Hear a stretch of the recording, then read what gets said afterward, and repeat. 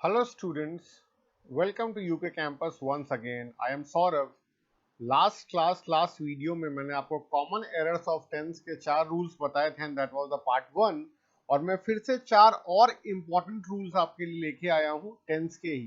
तो चलिए let's begin. Now the rule number 5 is second form of verb. Second form of verb आप समझ रहे हैं, मैं V2 की बात कर रहा हूँ, वर्ब की second form. Second form of verb is used after it is time, it is high time and it is about time. देखिए ये 3 जो फ्रेजेस हैं आपको ग्रुप ऑफ वर्ड्स दिख रहे हैं, इनको बिल्कुल लर्न कर लीजिएगा। इसका मतलब होता है कि जब इंसान अनवॉय हो जाता है, किसी टाइम में कोई काम होना चाहिए था नहीं हो पाया, तब हम सेंटेंसेस को इन वर्ड से, इन फ्रेजेस से स्टार्ट करते हैं। ठीक।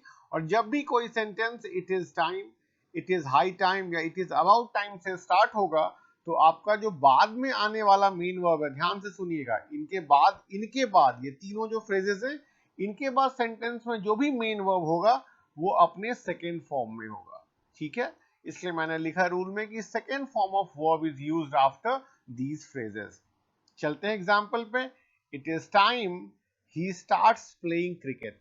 अब इट इज टाइम से सेंटेंस स्टार्ट हुआ है तो क्या होगा, स्टार्ट्स नहीं होगा, ये वर्ब की सेकेंड फॉर्म में चला जाएगा, तो आप यहां पर ईडी लगा देंगे। It is time he started playing cricket, ये मैंने सिर्फ ऊपर ईडी मेंशन कर दिया, ध्यान दीजिएगा। It is time he started playing cricket.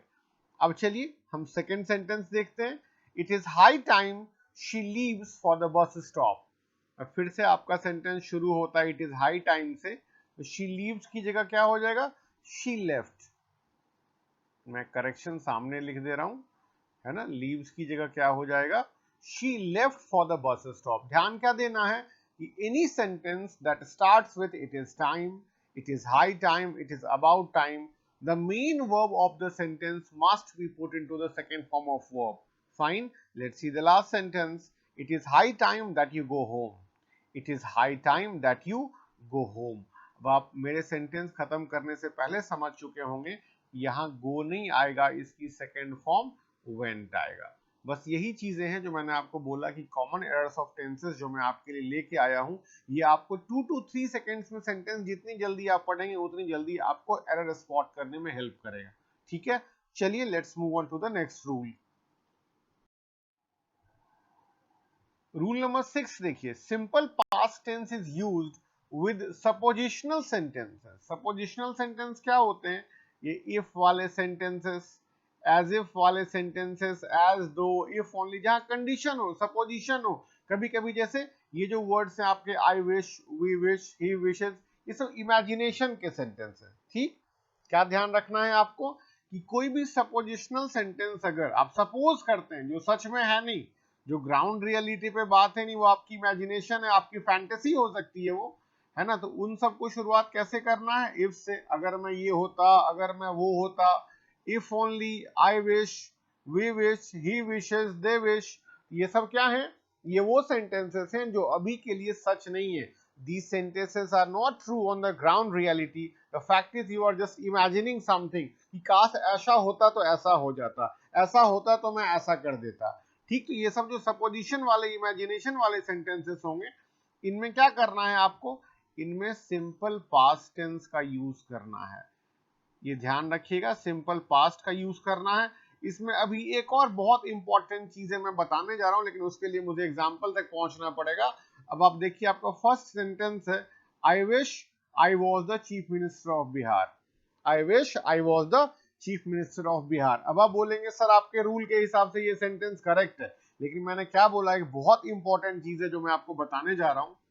ये ध्यान रखिएगा, आपके जब भी विश वाले सेंटेंसेस या इमेजिनेशन वाले सेंटेंसेस बनाते हैं ना, तो उसका जो हेल्पिंग वर्ब होता है वो वर होता है। बिल्कुल ध्यान से सुनिएगा।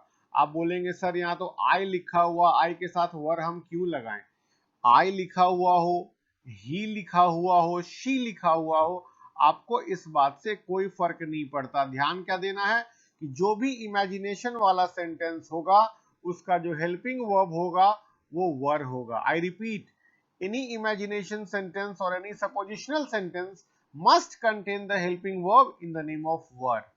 ठीक, ये वर ही होगा, कुछ भी हो आपका सब्जेक्ट, आई हो, वी हो, यू हो, ही हो, शी हो, इट हो, सिंगुलर हो, प्लूरल हो, कोई फर्क नहीं पड़ता।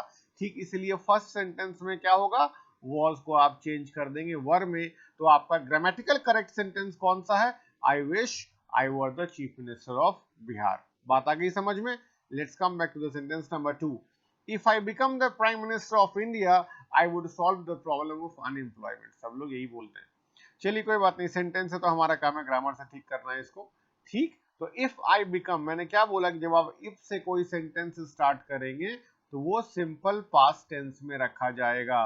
और सिंपल पास्ट टेंस का मतलब क्या होता है कि हमें वर्ब की सेकेंड फॉर्म यूज करनी है। तो बिकम का सेकेंड फॉर्म क्या हो जाएगा, ये हो जाएगा बिकेम। ठीक, ये हो जाएगा बिकेम। ध्यान रखिएगा, ये बिकम कहां चेंज हो गया, सेकेंड फॉर्म में। वर्ब की सेकेंड फॉर्म इसकी क्या होती है, बिकेम। तो आपका करेक्ट सेंटेंस क्या होगा, if I became the prime minister of India I would solve the problem of unemployment. ठीक, चलिए sentence number 3, example number 3, he talks as if. अब देखो एज इफ आ गया, तो एज इफ भी आपके सेंटेंस में मतलब ये सपोजिशनल सेंटेंस है, ये सेंटेंस एक्चुअली में करेक्ट नहीं है। He talks as if he was my father. फिर दिमाग में आपके आएगा सिंपल पास्ट टेंस, लेकिन मैंने क्या बताया कि सब्जेक्ट कुछ भी हो, आपका हेल्पिंग वर्ब सिर्फ वर होगा।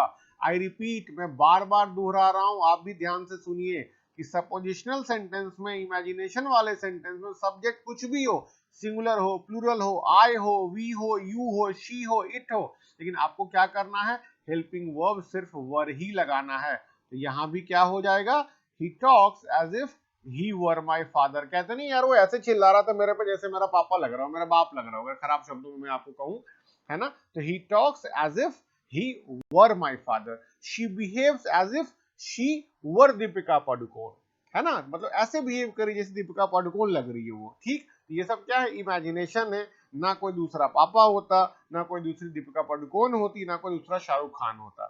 ठीक है, चलिए अब हम लोग चलते हैं अपने नेक्स्ट रूल पे। Rule number 7, in a complex sentence. देखो अब मैं आपको कॉम्प्लेक्स सेंटेंस की डिटेलिंग में लेके नहीं जाऊंगा, क्योंकि इसके लिए टाइप्स ऑफ सेंटेंसेस को पढ़ाना पड़ेगा, जो आपके यूपीएससी ईपीएफओ में या किसी भी कंपटीशन में कोई खास काम का नहीं होता। आप अगर नटसेल में लेमैन की तरह समझना चाहे तो ये समझ लें कि जब दो छोटे छोटे सेंटेंसेस को हम ऐड करते हैं, जिनका दोनों का अलग अलग सब्जेक्ट और अलग अलग वर्ब हो, आई रिपीट, जब भी दो सेंटेंस को आप कंबाइन करते हैं तो दोनों के अलग अलग सब्जेक्ट और अलग अलग वर्ब्स होने चाहिए, जिनको आप प्रेडिकेट भी कहते हैं। तो प्रेडिकेट वाला फिर टर्म आपको कंफ्यूज करेगा। इससे बेहतर आप ये समझिए कि जब किसी एक सेंटेंस में दो सब्जेक्ट और दो वर्ब हो तो उसी को हम कॉम्प्लेक्स सेंटेंस मानते हैं। अब यही समझ के चलिए और रूल पे आइए। कहा गया है कि complex sentence, in a complex sentence the action finished first. ठीक, जब दो सब्जेक्ट और दो वर्ब है तो दो अलग अलग काम भी हो रहा होगा। द एक्शन फिनिश फर्स्ट, जिसको आप प्रीवियस एक्शन भी कहते हैं, वो एक्शन कहाँ लिखा जाना चाहिए, तो पास्ट परफेक्ट में लिखा जाना चाहिए। ठीक है, और पास्ट परफेक्ट का मतलब क्या होता है ये आप समझते ही हैं, हैड प्लस वर्ब की थर्ड फॉर्म। ठीक, हैड प्लस वर्ब की थर्ड फॉर्म, ये क्या है, पास्ट परफेक्ट है।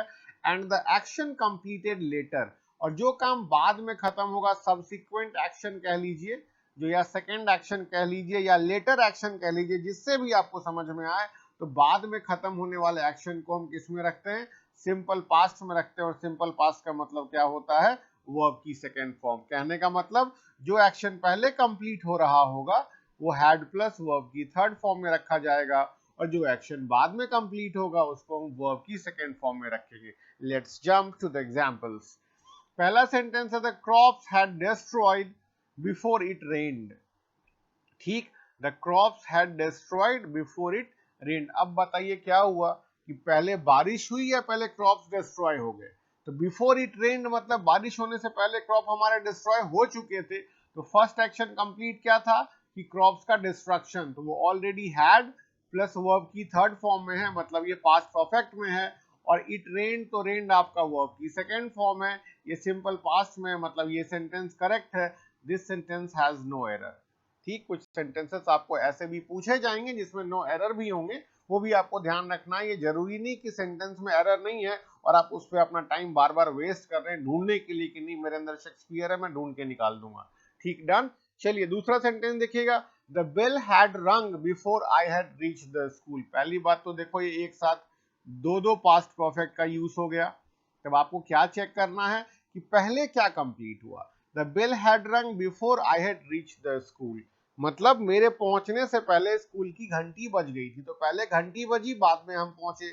तो बेल हैड रंग, ये फर्स्ट एक्शन है, तो ये हैड प्लस वर्ब की थर्ड फॉर्म में करेक्ट है। तो आपको एरर कहाँ है, हैड रीच्ड, तो यहां से हैड को आप हटा दीजिए।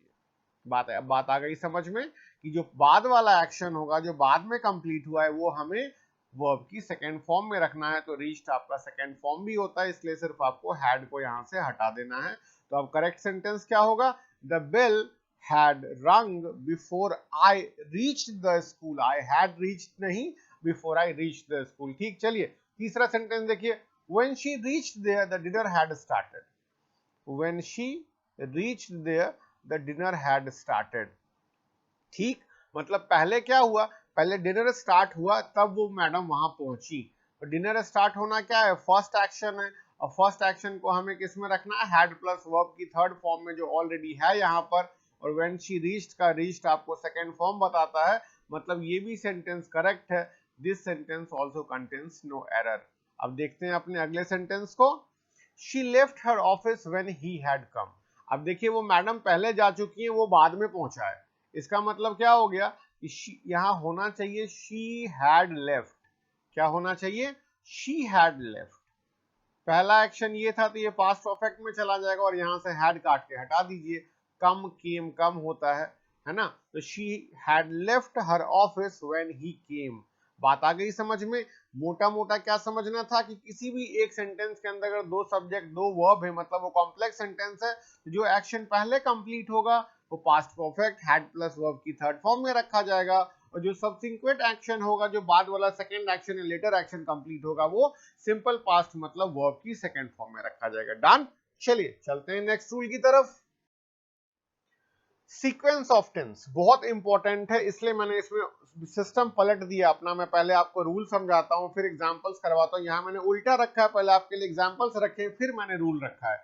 ये बहुत इंपॉर्टेंट है, और आप इसको शॉर्ट में बहुत जगह टीचर्स पढ़ाते हैं, तो एसओटी भी कहते हैं। ऐसे तो ये सब रूल्स नॉर्मली नहीं पढ़ाए जाते, लेकिन बहुत इंपॉर्टेंट है, ध्यान रखिएगा। सीक्वेंस ऑफ टेंस, अब ये क्या है मैं आपको समझाता हूं। अब पहला सेंटेंस आपका है, she asked me what I am reading, है ना। अब सीक्वेंस क्या है टेंस का, देखिए सीक्वेंस है कि पहला वाला जो पार्ट है वो वर्ब की सेकेंड फॉर्म है, मतलब ये पास्ट टेंस में है। ठीक, और दूसरा वाला आई एम रीडिंग है, ये प्रेजेंट कॉन्टिन्यूअस हो गया। तो सीक्वेंस ऑफ टेंस यही कहता है कि अगर आपका प्रिंसिपल क्लॉज जो मेन क्लॉज है, अगर वो पास्ट में है, मैं एक बार रूल पढ़ दूं, बहुत इंपॉर्टेंट है, इसलिए 3 स्टार मार्क करके आपके लिए लाया हूं। If the verb of the principal clause is in past tense, बहुत ध्यान से सुनिएगा, I repeat my statement, if the verb of the principal clause is in past tense, अगर आपके principal clause का verb past tense में है, then the verb of the subordinate कहते हैं helping को, then the verb of the subordinate clause must be changed into past tense।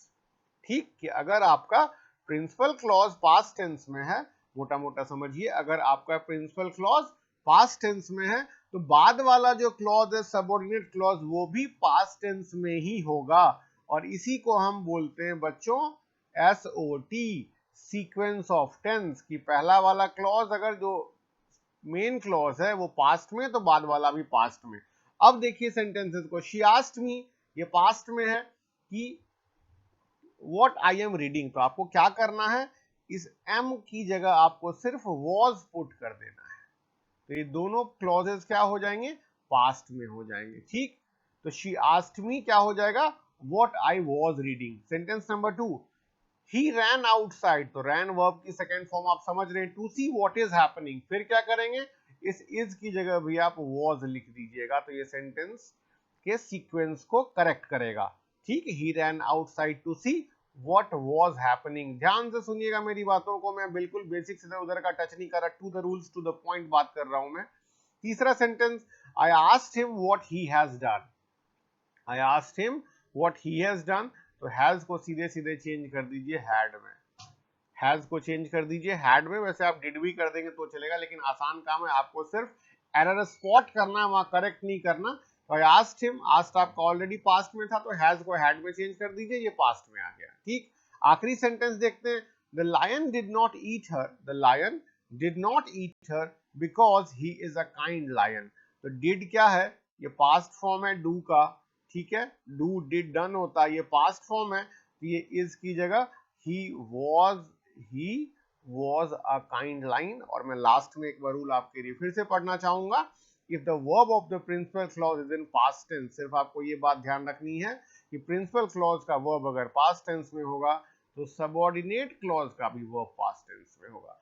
I hope आपको ये 4 रूल्स भी समझ में आ गए होंगे, है ना। और अगर आपको समझ में हैं रूल्स तो प्लीज इस वीडियो को लाइक और शेयर करें। हर उस नीडी स्टूडेंट के लिए जो यूपीएससी यूपीएफओ अटेम्प्ट करने जा रहा है उसको शेयर करें। वैसे जनरल कंपटीशन में, हर कंपटीशन में रूल्स पूछे जाते हैं, बीट एसएससी, बैंकिंग और एनी कंपटीशन, ठीक है। और प्लीज मेरे चैनल को यूके कैंपस को जरूर सब्सक्राइब करें।